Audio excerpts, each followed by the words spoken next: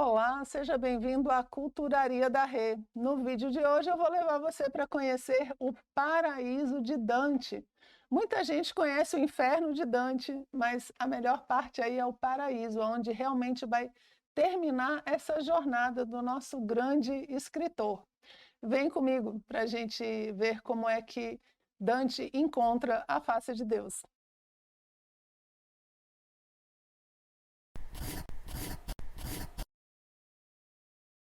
No vídeo de hoje, a gente vai terminar a saga dantesca. A gente vai passar pelos 9 círculos do paraíso, na companhia de Beatriz, o grande amor de Dante. Aqui a gente costuma ver diversas observações sobre a obra que Dante faz, falando da densidade do inferno, como ele é pesado nas coisas que ele coloca, que as pessoas vão passando, os sofrimentos, as dores. Depois o purgatório também, muitas coisas pesadas ali. Mas quando a gente chega no paraíso, Dante Alighieri é só luz. Ele é luz completa, é leveza, é a compreensão dos santos, da doutrina, ele encontra os anjos, monta a hierarquia de anjos. Então ele continua montando esse imaginário, assim como ele fez com o inferno e o purgatório, ele vai fazer agora com o paraíso, levando a gente nessa jornada para ver a face de Deus. Eu já comentei com vocês que Dante se acha o cara, né? Ele se acha. E ele se acha tanto que muitas vezes, durante a obra, o pessoal pergunta: nossa, mas esse cara é vivo, o que ele está fazendo aqui, no purgatório, no inferno e tal? E eles sempre respondem: foi Deus que mandou, né? Deus que mandou que ele fizesse essa jornada. Então, tipo assim, o cara é chegado com Deus, né? Mas não é só isso, é uma questão de que o divino faz a vida, o metafísico, ele faz com que a gente percorra todos os mundos. Todos nós, né, se a gente tiver sorte, chega num nível de paraíso. Então, a vida, essa experiência de vida que a gente tem, ela está levando a gente a passar por todos esses elementos, pelo inferno, pelo purgatório e também pelo paraíso. Por isso que todos nós estamos fazendo uma jornada que foi encomendada por Deus, né? Dentro da visão ali de Dante, porque é ele que faz que a gente evolua, cresça e passe por todos esses estágios, tá? Então vamos dar uma olhadinha no paraíso. Aqui a gente tem o inferno, né? Quando Lúcifer cai ali na terra, segundo a história, ele monta o inferno, e essa terra do buraco, criado pela queda de Lúcifer, essa terra se desloca, gera a montanha do purgatório, que tem no final o paraíso terrestre. E é desse paraíso terrestre, então, que é feita a conexão com o paraíso. E agora Dante vai entrar no paraíso não mais com Virgílio, né? A gente viu, mas agora sim com Beatriz. Beatriz vai ser a guia espiritual dele. Por isso que a gente fala que Beatriz não precisa ser uma mulher, porque ela é um símbolo das coisas que levam você até o divino, até o elevado. E o que é o paraíso? Dante mostra assim: a glória daquele que tudo move, penetra o universo e resplandece em todos os lugares. Deus está em todas as coisas, ele resplandece em todos os lugares do paraíso. E como é que Dante monta o paraíso, os círculos do paraíso, né? A gente viu ali no purgatório os 7 pecados capitais, e no paraíso ele vai usar os planetas. Cada uma das etapas do paraíso se passa em relação a um planeta. E ele usa o sistema geocêntrico, que era o sistema vigente na época. Então, no sistema heliocêntrico, que é a nossa visão, o Sol é o centro, e a gente sabe que os planetas giram em torno do Sol. Contudo, quando você vai falar, por exemplo, de astronomia e você fala das constelações, por exemplo, a impressão que você tem é que a Terra está parada e o céu está se movimentando, né? Quando o dia está passando, a impressão que eu tenho ao olhar para o movimento do Sol é que eu estou parado e ele está se movimentando.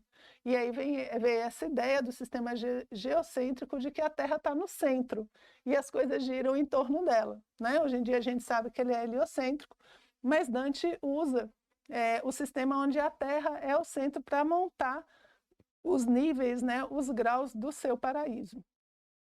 E aqui, então, a gente vai ver de cada um dos planetas, ele vai ter uma característica, olha só, relacionada ao planeta.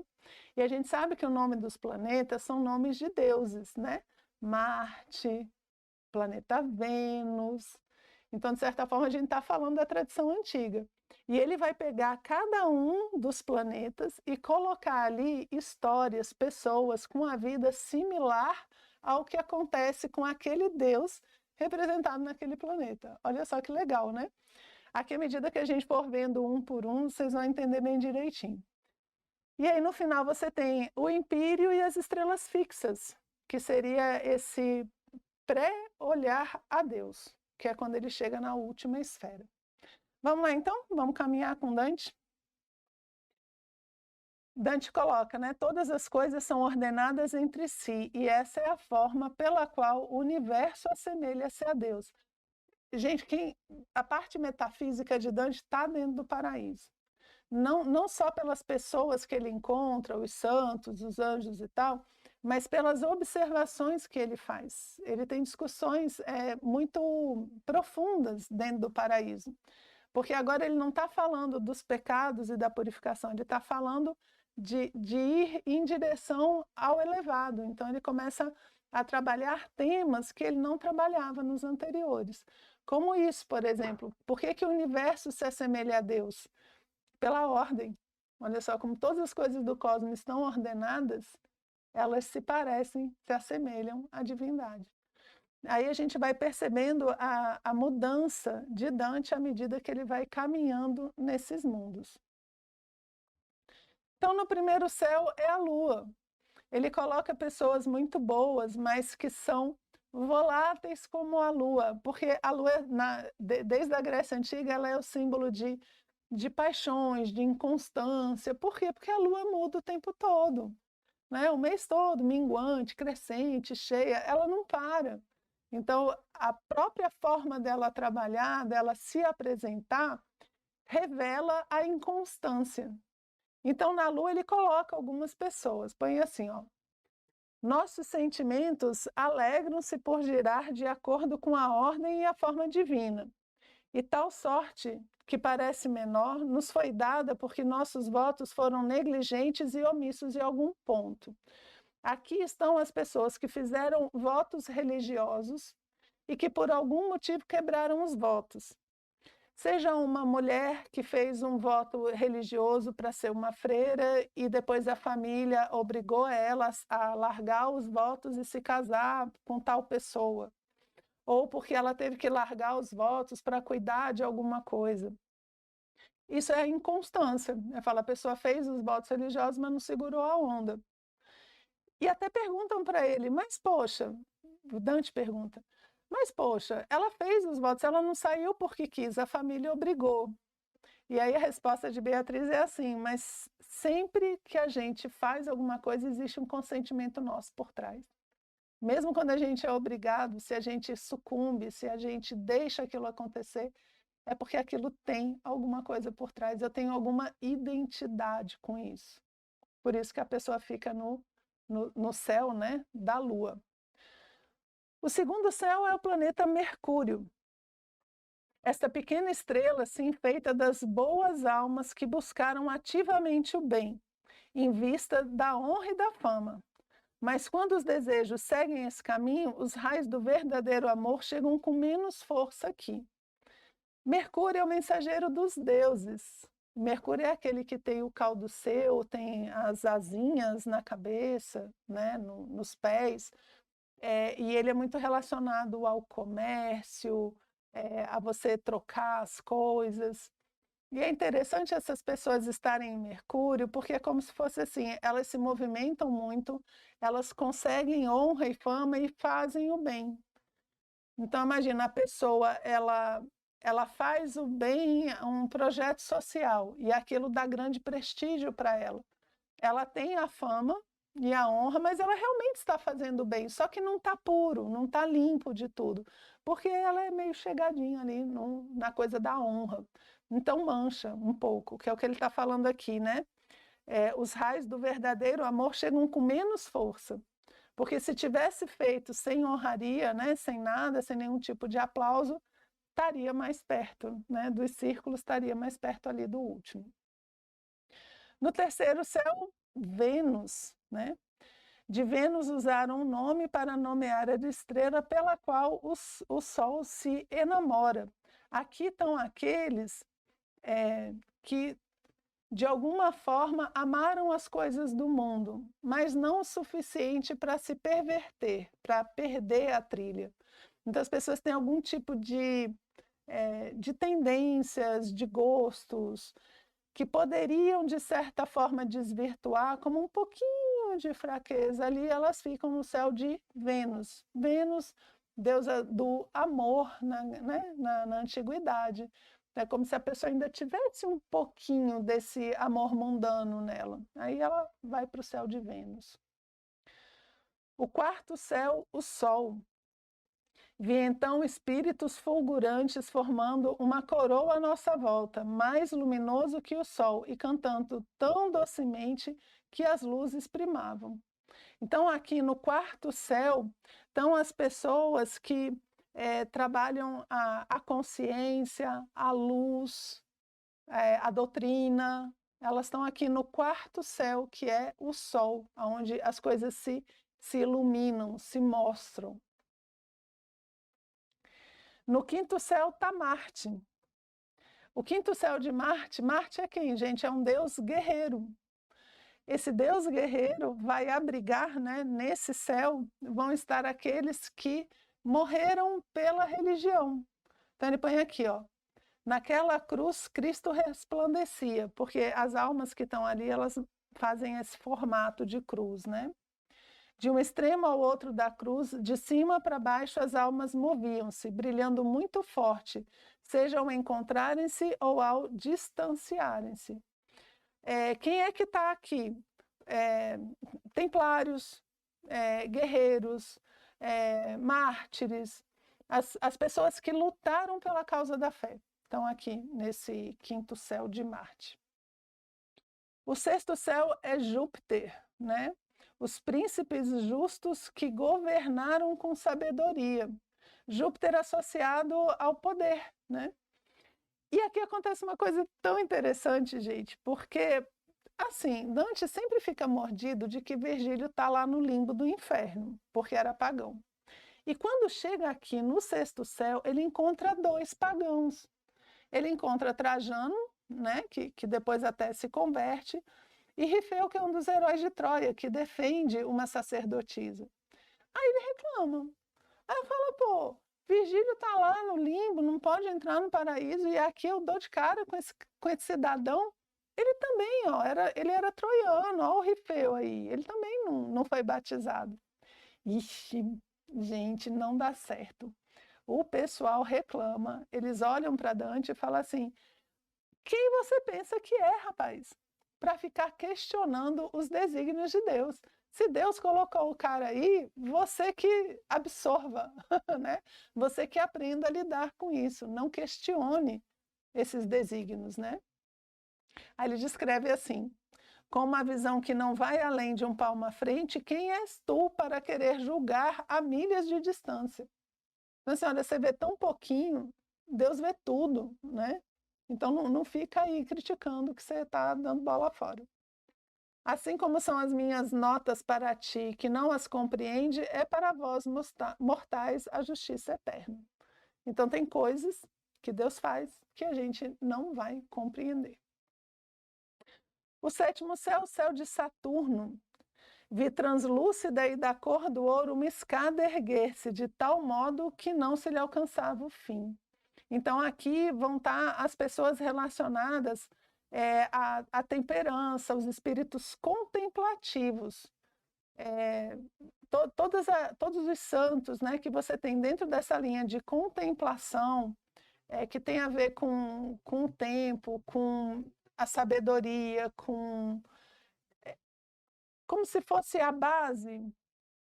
Você, quando contempla o tempo com uma certa idade, com uma certa experiência, você vê as coisas com mais profundidade. Esses são os espíritos que estão no céu de Saturno. E eles fazem, então, essa escada, né, que vai levar para o 8º céu, que são as estrelas fixas. Aqui ele vai encontrar Cristo e todo o seu séquito. Ele fala assim: eis as fileiras do triunfo de Cristo e todo o fruto colhido do giro dessas esferas. Lembra que são 9, né? Ele está no 8º, então ele está pertinho do último degrau, né? Do último andar. Ali está a rosa na qual o verbo divino se fez carne. Então ele encontra Cristo, ele encontra Maria, ele encontra todo o séquito divino dessa igreja triunfante. Ele encontra aí no 8º céu. E vai para o 9º céu, que é onde está o primeiro motor, o motor imóvel que move todas as coisas. Gente, Dante é louco por Aristóteles, certo? Muitas coisas da Divina Comédia você entende se você lembrar de Aristóteles. A natureza do universo tem aqui seu começo, meio e fim. Este céu não tem lugar a não ser na mente divina, na qual se acende o amor que faz girar e lhe dá força que dele emana. Dante está colocando que o amor é o motor do mundo. É ali onde tudo surge, que é o 9º céu, né? Que é esse primeiro motor do universo. E esse primeiro motor do universo é o amor divino. E dele, então, olha como ele fala, ó, tem seu começo, meio e fim. Então, dentro dele, ele expande, né? Esse amor vai em todas as direções e depois ele recolhe. Lindo. E agora ele vai estar chegando pertinho de Deus. Aí ele descreve a visão que ele tem quando ele vê direto a Deus. E aqui tem uma coisa interessante. Beatriz não leva Dante para enxergar, para estar face a face com Deus. Quem leva ele é Bernardo de Claraval, um templário. Ele pega na mão de Dante e leva ele para ver a face de Deus. E quando ele está lá, ele fala, ó, minha mente mirava fixamente a luz, imóvel e atenta, o que fazia querer admirá-la mais. Essa luz atrai de tal modo o nosso olhar que afasta o desejo de olhar qualquer outra coisa. Ou seja, a luz que você tem no finalzinho do paraíso, ela hipnotiza você. Você fica totalmente compenetrado e sugado nessa luz. Por isso que o pessoal fala, né? O paraíso de Dante é só luz.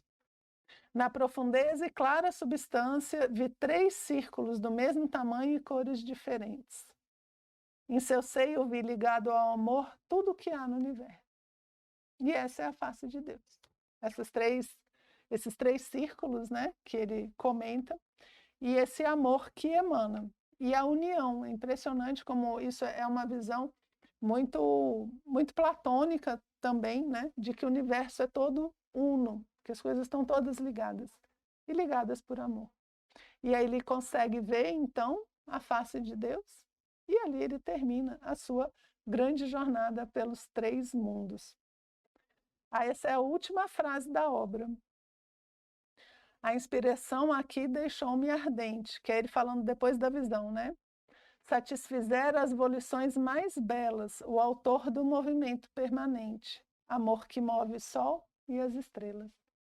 Então Deus, né, o autor do movimento permanente, ele deixou ele pleno. E aqui é interessante, porque toda a jornada leva ele para a plenitude que ele consegue naquele momento final, quando ele consegue perceber esse amor divino como motor do universo. Gente, isso é tão lindo. Isso é muito legal. E Dante, então, nos deixa com essa imagem